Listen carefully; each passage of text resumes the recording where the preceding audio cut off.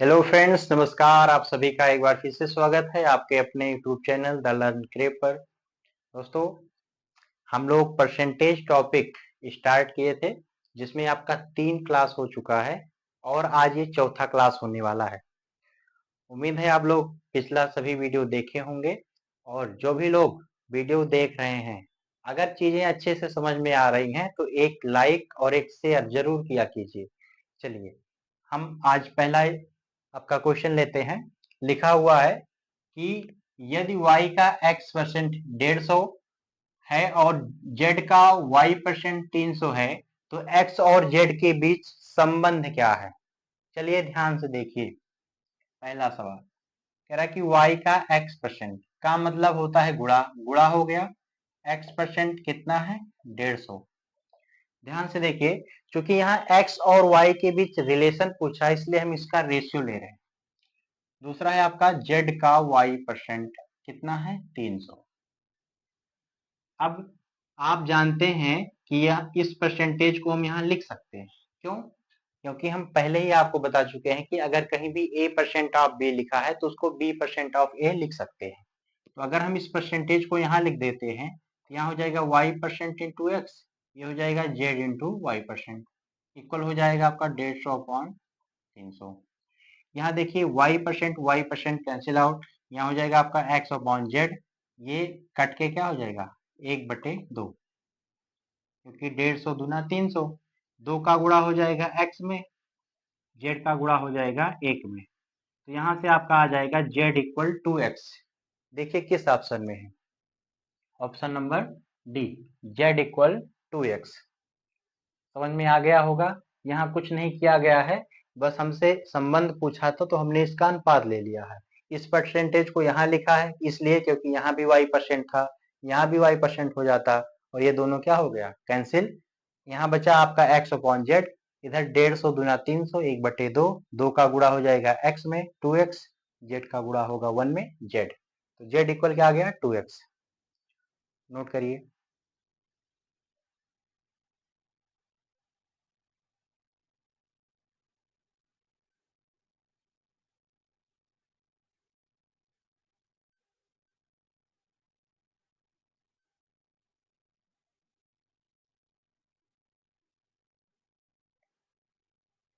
चलिए अब आगे देखते हैं हम लोग दूसरा क्वेश्चन।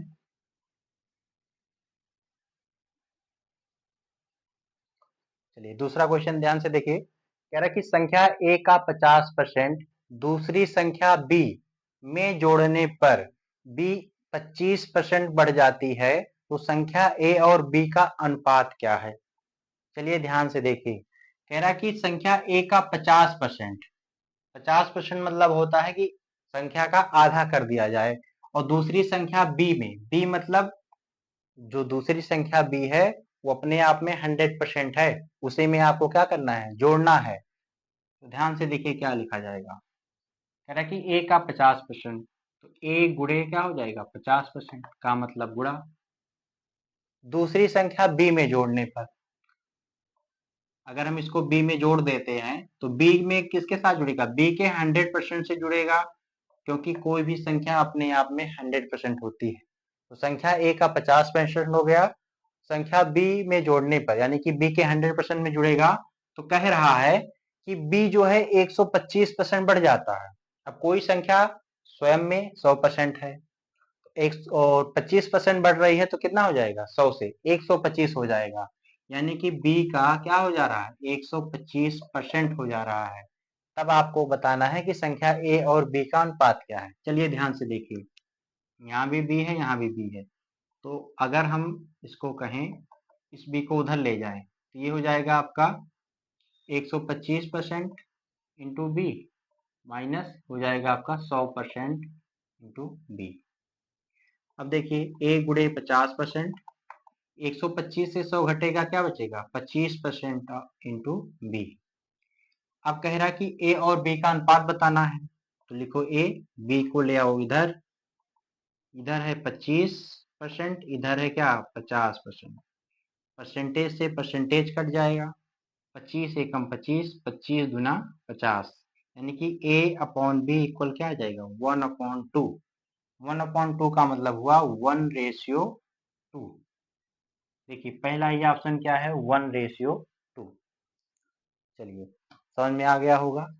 कुछ सवाल में कुछ नहीं था, बस कह रहा था कि ए का 50% दूसरी संख्या बी में जोड़ने पर। बी में जोड़ने का मतलब है कि बी के 100% में जोड़ने पर बी 25% बढ़ जाती है। 25% बढ़ने का मतलब है कि 100% ऑलरेडी था, कोई भी संख्या 100% होती है। 25% बढ़ेगी तो 125 हो जाएगी। इधर 100 था, ये उधर जाएगा तो 100 घट जाएगा 125 से, बचेगा 25%। यहाँ पर आपसे अनुपात पूछा है A/B, तो B को इधर ले आएंगे, 25 यहीं रहेगा, 50 नीचे चला जाएगा। 25 दूना 50, 1:2। नोट करिए।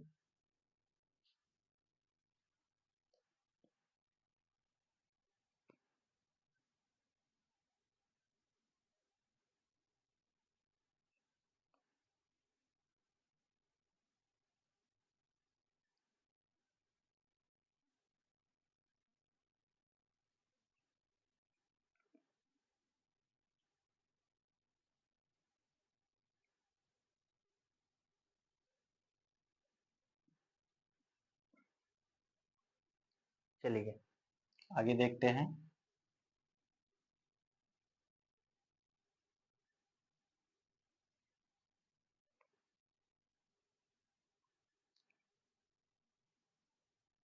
इसके पहले हम पिछले क्लास में आपको कुछ सवाल दिए हुए थे। अगर वो सवाल जो भी लोग लगाए हैं उसका आंसर कमेंट बॉक्स में जरूर दिया कीजिए, जिससे हमें पता चले कि आप लोग लगा रहे हैं सवाल को। चलिए ध्यान से अब अगला प्रश्न देखेंगे। और ये सब प्रश्न जो है आपके कॉम्पिटिटिव एग्जाम में पूछे जाने वाले प्रश्न हैं। किसी न किसी एग्जाम में ये सब सवाल आए हुए हैं। कह रहा कि x के 52% एवं y के 30% का संगत अनुपात 12:5 है। यानी कि ध्यान से देखिए, कह रहा कि x के 52% एवं y के 30% का अनुपात, अनुपात मतलब क्या होता है, बटे y के 30%। कह रहा कि x के 52% एवं y के 30% का संगत अनुपात, ये अनुपात हो गया 12:5 है, यानी कि 12 बटे क्या हो गया, 5 हो गया। यदि x y से 50 अधिक है, कह रहा कि x की जो वैल्यू होगी वो y से 50 अधिक होगी, तो आपको 2x प्लस y का मान बताना है। पहले यहां से हम x और y का एग्जैक्ट रेशियो पता करेंगे। कैसे, ध्यान से देखिए। यहाँ आपका हो जाएगा, ध्यान से देखो, यहाँ परसेंटेज से परसेंटेज कट जाएगा, यहाँ बचेगा आपका x equal 52, y equal 30 equal 12.5। चलिए ध्यान से देखिए, अगर कुछ कट रहा है तो पहले काट लेते हैं, या फिर अगर हम ध्यान से देखो x/y ही हमको चाहिए। इस 30 का गुणा यहाँ हो जाएगा 12 गुणे 30, यहाँ 52 का गुणा नीचे हो जाएगा। चलिए देखिए किस संख्या से कट रहा है। अगर हम देखें तो ये 5 से कटेगा कितनी बार, 6 बार। 52 किससे कटेगा, 13 चौका 52 होता है, तो 13 कहीं है नहीं, 4 से काट दो, 4 तिया 12, 4 से कटेगा 13 बार, यानी कि x/y इक्वल हो जाएगा 6 तिया 18 और यहाँ बचेगा आपका 13। ये 5 से कटा 6 बार, 4 से कटा 3 बार, 4 से कटेगा 13 बार, और आपका 6 तिया 18 और नीचे बचा 13। अब आगे सवाल पढ़िए। कह रहा कि यदि x y से 50 अधिक है। अब यहाँ देखिए अनुपात में कितना अधिक है, y 13 है और x 18 है। अनुपात में कितना अधिक है, 13 5 18, 5 अधिक है। लेकिन इस 5 यूनिट की वैल्यू क्या बताया है, 50। कह रहा है कि x y से 50 अधिक है, यानी कि 5 यूनिट इक्वल क्या हो गया, यहाँ लिख सकते हैं 5 यूनिट इक्वल 50। तो कह रहा है कि 2x प्लस वाई, तो पहले हम एक यूनिट की वैल्यू निकाल लेते हैं। एक यूनिट बराबर क्या होगा, एक यूनिट बराबर होगा आपका 50/5, यानी कि 10। एक यूनिट की वैल्यू क्या हो गई, 10। अब एग्जैक्ट में देखेंगे x और y कितना है, यहाँ देखो x और y। x था 18 यूनिट, 18 यूनिट का मान क्या हो जाएगा, जब एक यूनिट का मान 10 है तो 18 यूनिट का मान क्या हो जाएगा, 180। 13 यूनिट का मान क्या होगा, जब एक यूनिट का मान 10 है तो 13 यूनिट का मान क्या हो जाएगा, 130। अब x और y का एग्जैक्ट मान हमको पता चल गया। अब कह रहा है कि 2x प्लस वाई बताइए। चलिए 2x प्लस वाई, 2 गुणे x का मान कितना है 180, y का मान कितना है 130, 18 दूना 36 यानी कि 360 प्लस 130 जोड़ लेंगे 0 0 6 3 9 और 3 और 1 4, 490। देखिए किस ऑप्शन में है, 390, 260, 490, ऑप्शन नंबर सी। सवाल थोड़ा सा बड़ा था, करना कुछ नहीं था। पहले ही कहा था आपका कि x के 52% एवं y के 30% का अनुपात 12:5 है। जैसा सवाल में कहा हमने लिख लिया। परसेंटेज से परसेंटेज कटा, इस 30 का गुणा हो जाएगा 12 में, 52 का 5 से काटने के बाद यहाँ x और y का रेशियो आया, और सवाल में कहा था कि x y से 50 अधिक है, तो यहाँ हम देखेंगे अनुपात में कितना अधिक था, अनुपात में 5 यूनिट अधिक था। तो 5 यूनिट की वैल्यू दिया गया था 50, तो 1 यूनिट की वैल्यू आ गई 10। यानी कि अगर हम एग्जैक्ट में देखें तो x का मान क्या हो गया, 18 गुणे 10 180, 13 गुणे 10 130, एक्स वाई की वैल्यू आ गई।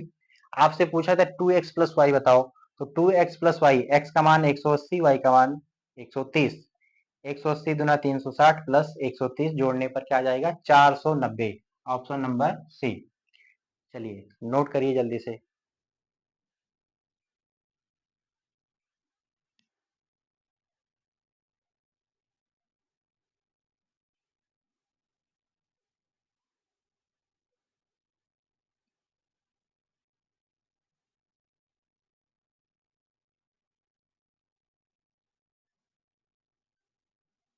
चलिए अब आगे देखते हैं।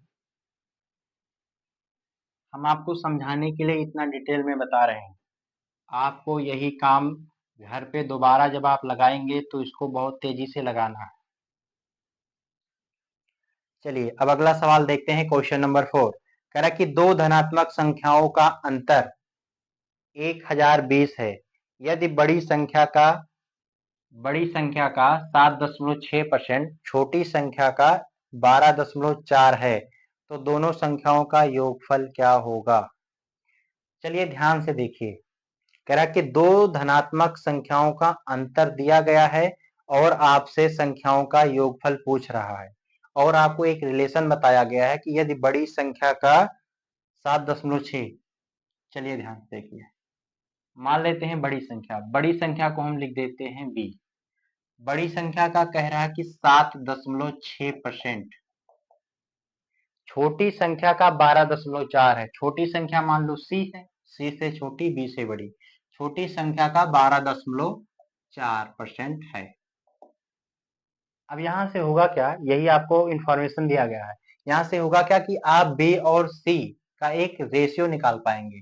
कैसे, ध्यान से देखिए, अगर हम रेशियो निकालना चाहें तो b है, c को इधर ले आओ तो ये इधर चला जाएगा 12.4% बटे 7.6%। पहले नंबर तो परसेंट से परसेंट कट जाएगा, यहाँ बचा 12.4, यहाँ बचा आपका 7.6। अब इसको छोटा करेंगे, देखिए किस संख्या से कट रहा है, यहाँ हो गया आपका 7.6, और दशमलव जो है एक अंक पहले है, यानी कि इसको हम लिख सकते हैं 124/76। आप जानते हैं कि 19 के टेबल में आता है 19 चौक 76, लेकिन ये 19 से नहीं कट रहा है, लेकिन ये 4 से कट रहा है, तो 4 से काट देते हैं। 4 से कटेगा 4 तिया 12, 4 एकम 4, 4 से कटेगा 19 बार, यानी कि बी और सी का रेशियो क्या आया 31/19, यानी कि 31:19। अब ध्यान से देखिए, सवाल में कह रहा था कि दो धनात्मक संख्याओं का अंतर कितना है 1020 है, यानी कि एक बड़ी संख्या थी एक छोटी संख्या, उसका अंतर आपको दिया गया था 1020। लेकिन देखिए यहाँ अनुपात में कितने का अंतर है, ये 31 है, ये 19 है, तो 19 और 31 में कितने का अंतर हो गया, 19 और 31 में आपका अंतर हो गया 12 यूनिट का। 19 एक 20, 20 10 30 और 1 31, 12 यूनिट, 12 यूनिट का मान आपको दिया गया है कितना 102, 102 जीरो, यानी कि 1020। अब हम पहले एक यूनिट का मान निकाल लेंगे, एक यूनिट का मान क्या हो जाएगा, ये हो जाएगा इसको छोटा कर देंगे तो 1 यूनिट का मान क्या आ जाएगा, 12 से कटेगा 12 अट्ठे 96, यहाँ बचेगा आपका क्या, यहाँ बचेगा आपका 6, 12 पंचे 60, यानी कि 1 यूनिट का मान आ गया 85। अब सवाल देखो, आपसे कह रहा है कि दोनों संख्याओं का योगफल बताओ, तो दोनों संख्याओं का अंतर आपको दिया गया था, आपसे योग पूछा है, तो 31 और 19 क्या हो जाएगा, 31 प्लस 19 इक्वल कितना हो जाएगा आपका 50 यूनिट। तो 50 यूनिट का मान पूछा है, 1 यूनिट का मान 85 है, तो 50 यूनिट का मान क्या हो जाएगा, गुणा कर देंगे, पहले तो जीरो आ जाएगा, 5 पच्चे 25, हासिल बचा आपका 2, 5 अट्ठे 40 और 2 42, आपका आंसर आ गया 4250।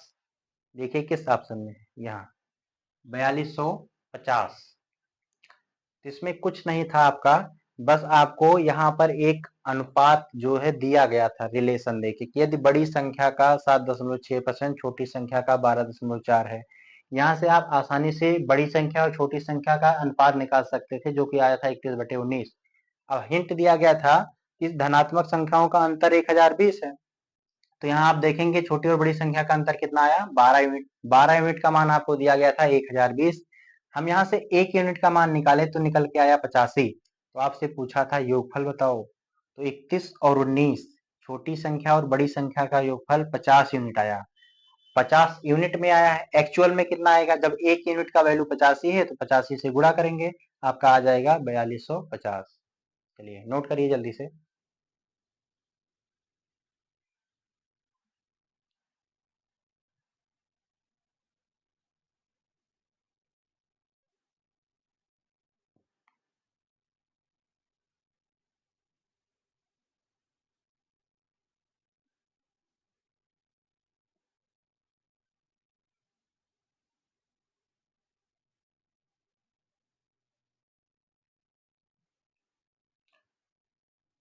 चलिए अब आगे देखते हैं, कुछ अलग प्रकार के प्रश्न यहाँ पर आपको दिए गए हैं, मतलब सवाल वैसा ही है, बस थोड़ा सा लेवल थोड़ा सा बढ़ाया गया है।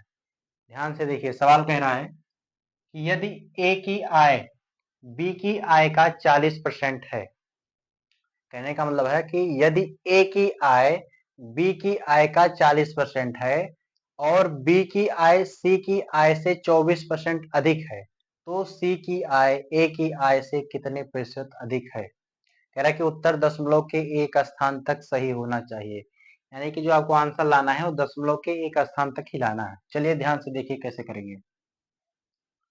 पहले कह रहा कि ए की आय बी की आय का 40% है, यानी कि ए और बी में एक रिलेशन दिया गया है, और कह रहा है कि 40%, आपको पता है कि 40% की फ्रैक्शन वैल्यू क्या होती है, आपको पता है कि 20% का फ्रैक्शन वैल्यू होता है 1/5, 20 का 2 गुना है तो क्या हो जाएगा 2/5।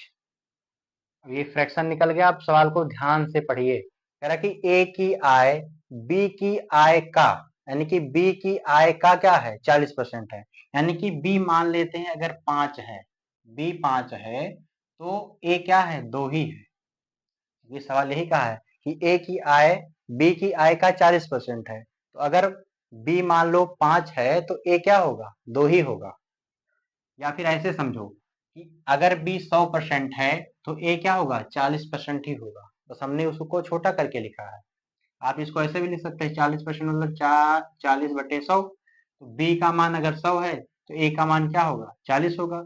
आप इसको छोटा करोगे, जीरो से जीरो कटेगा, 2 दूना 4, 2 पंचे 10, इसीलिए आपको ये फ्रैक्शन जो है याद करवाया गया था, समझाया गया था। अब ध्यान से देखिए आगे क्या कह रहा है, और बी की आय सी की आय से 24% है। अब ये अलग रिलेशन है, 24%, सबसे पहले आप 24% की फ्रैक्शन निकालो। 24% आपको पता है कि 4 से कटता है, 4% की फ्रैक्शन होती है आपका, 4% का फ्रैक्शन होता है 1/25।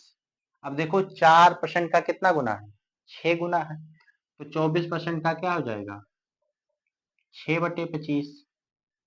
आपको फ्रैक्शन पता चल गया। अब कह रहा कि और बी की आय सी की आय से 24% अधिक है, यानी कि सी की आय से 24% अधिक है, तो सी की आय मान लो, यहाँ हम सी भी लिख देते हैं, सी की आय अगर मान लो 25 है तो कह रहा है कि बी की आय सी की आय से 24% अधिक है, यानी कि बी का सी से 24% अधिक है। तो अगर सी का 25 है तो बी का क्या होगा, 25 + 6 कितना हो जाए, 31।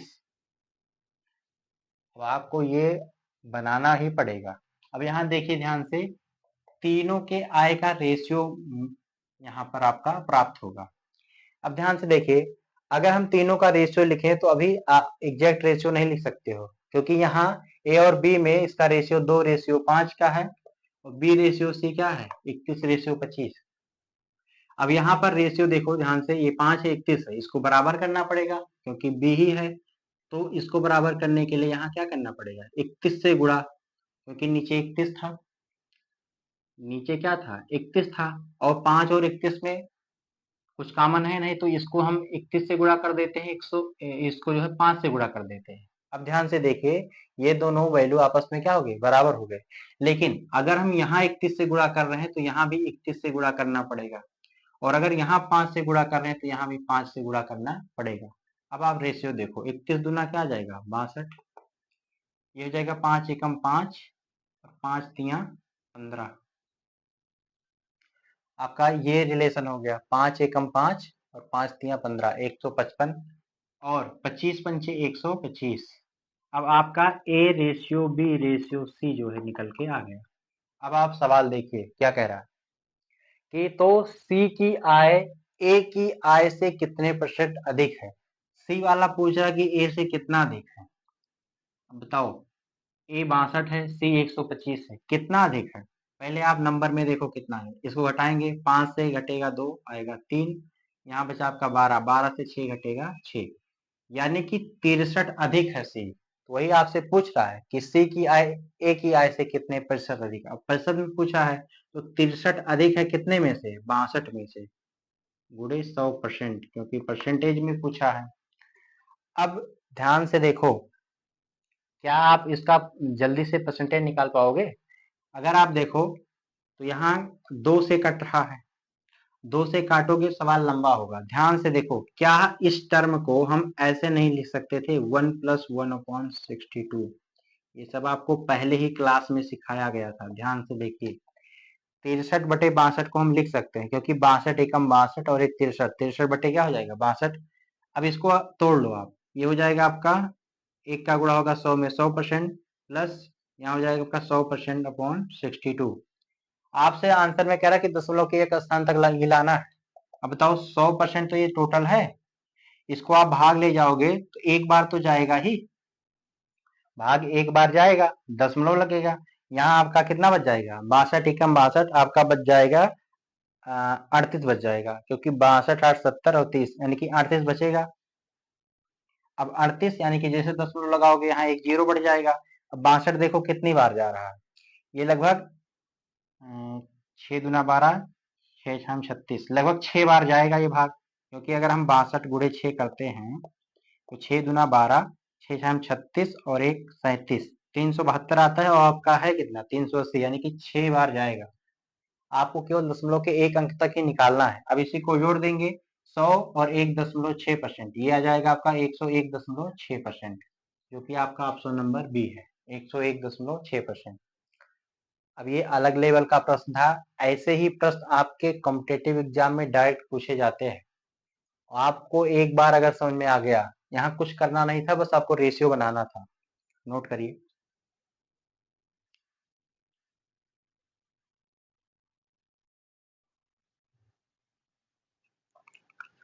चलिए अगला प्रश्न देखते हैं। इसी टाइप का है, बस थोड़ा सा ये क्वेश्चन अलग है। अब हम इस सवाल को तेजी से करेंगे। चलिए 6वां प्रश्न देखिए, कह रहा है कि ए बी से 80% अधिक है।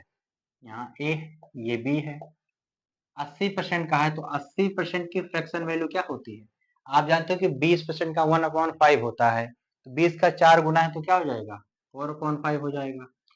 कह रहा कि ए बी से 80% अधिक है, यानी कि बी अगर 5 है तो ये 80% अधिक, यानी कि 5 से 4 ज्यादा 9 है। फिर आगे कह रहा है कि सी ए और बी के योगफल का, यानी कि ए प्लस बी यहां लिख लेते हैं, और यहाँ सी की बात हो रही है। कह रहा है कि सी ए प्लस ए और बी के योगफल का 48 सही 4/7%। अब 48 सही 4/7% को आप फ्रैक्शन में चेंज करो। कैसे कर सकते हो? आपको पहले ही क्लास में ये सब सिखाया गया, पहले और दूसरे क्लास में। ध्यान से देखो, इसको हम तोड़ के नहीं लिख सकते हैं। 28% प्लस 20% प्लस 28 सही 4/7%।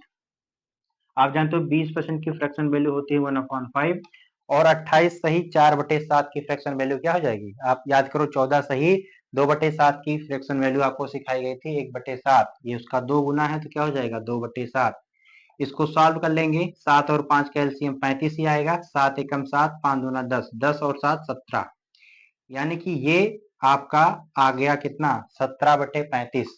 अब फिर से आओ सवाल पे। कह रहा है कि सी ए और बी के योगफल का 48 सही 4/7% कम है।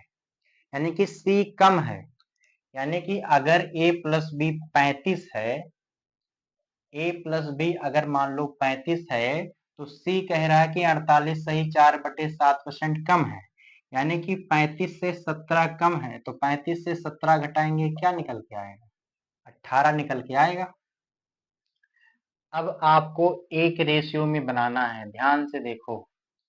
अच्छा, यहाँ ध्यान से देखो, यहाँ कहा था कि सी ए और बी के योगफल का। तो अगर हम यहाँ देखिए, इसका योगफल क्या था? 9 और 5 14 था। अब यहाँ ए प्लस बी का रेशियो क्या है? 14 है। यहाँ कितना है? 35 है। इसको पहले बराबर करेंगे। कैसे बराबर होगा? देखो, हम जानते हैं कि 14 पंचे 70 होता है और 35 दूना 70 होता है। अगर हम इसको यहाँ से 2 से गुणा कर दें, इसको 5 से गुणा कर दें, तो दोनों वैल्यू सेम आ जाएगी। दोनों वैल्यू सेम आएगी तो हम यहाँ पर भी 2 से गुणा करना पड़ेगा और इसमें पूरे में किससे गुणा करना पड़ेगा? 5 से गुणा करना पड़ेगा। ये आपको रेशियो निकालना आना चाहिए। अब देखो, 9 गुणे 5 कितना हो जाएगा? 9 पचे 45। और बी का रेशियो कितना आएगा आपका? बी का रेशियो आएगा 5 पचे 25। ए प्लस बी का रेशियो आएगा 70 और सी का रेशियो आएगा 36। अब हमको चाहिए क्या? हमसे पूछा है कि सी ए से कितने % कम है। तो आप ए और सी का देखो, ध्यान से देखो। कह रहा है कि सी ए से कितने % कम है। तो यहाँ देखो, सी ए से कितना कम है? यहाँ 45 है, यहाँ 36 है। 9 ही तो कम है, लेकिन आपसे परसेंटेज में पूछा है तो क्या हो जाएगा? 9 किससे कम है? 45 से, गुणे 100। 9 से कटेगा 5, 5 से कटेगा 100, 20 बार। यानी कि 20% क्या है? कम है। Option number D.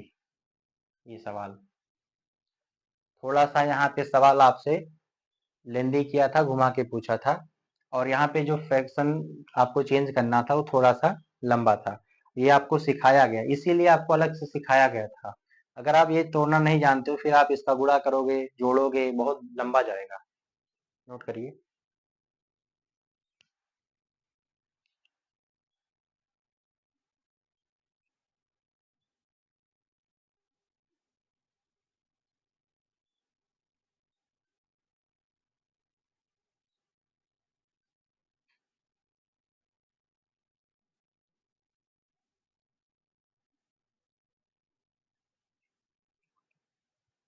चलिए दोस्त, आज के लिए इतना ही। और आपको यहाँ पर 2 सवाल होमवर्क के तौर पर दिया गया है। आप लोग इस सवाल को लगाने का प्रयास करेंगे और जो भी आंसर होगा आप कमेंट बॉक्स में जरूर लिखेंगे। तो उम्मीद है आप लोग को ये क्लास समझ में आया होगा। और चूंकि यहाँ पे जो क्वेश्चन आज लिया गया था, वो सवाल थोड़ा सा लेवल बढ़ाया गया था, जो कि आपके कंप्यूटर एग्जाम में पूछे जाते हैं अच्छे प्रश्नों में से। तो वो सारे प्रश्न थे। ये दोनों प्रश्न आप लगाने का प्रयास करेंगे। आज के लिए इतना ही। आप लोग को अगर वीडियो समझ में आ रहा है, अच्छा लग रहा है, तो एक लाइक करिए, एक प्यारा सा कमेंट और एक शेयर जरूर कीजिए। धन्यवाद।